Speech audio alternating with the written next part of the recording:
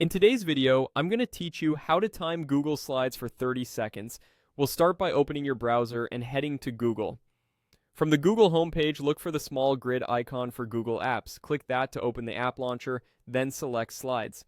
This takes you straight into Google Slides, where you'll see your recent presentations. If you don't see the one you need, make sure you're signed into the correct Google account or switch accounts in the top right corner. Next, click the presentation you want to work on. Give it a moment to load, then we'll move into the settings that control timing. At the top left, click File to open the menu. Inside that menu, hover over the Share section and choose Publish to the Web.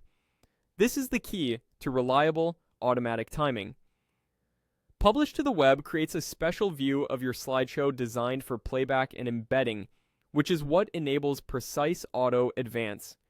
It doesn't change your original editing file. It simply generates a public-facing version that runs like a kiosk or a loop. In the Publish to the Web dialog, look for Auto Advance Slides. Open that dropdown and select every 30 seconds. This tells the published slideshow to move forward exactly every 30 seconds, slide after slide. You can leave any other options as they are, unless you already know you want different behavior. For example, there are toggles that control whether the slideshow starts playing immediately and whether it restarts after the last slide.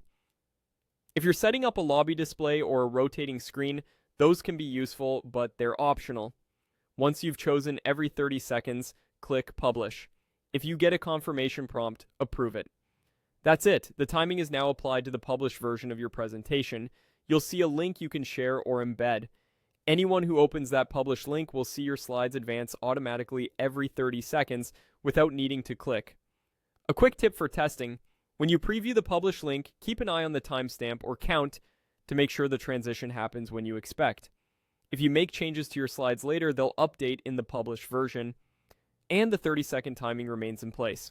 If you ever want to adjust the timing, return to the same Publish to the Web area and pick a different interval, then republish. And that's how to time Google Slides for 30 seconds. Simple, consistent, and perfect for hands-free presentations. If you're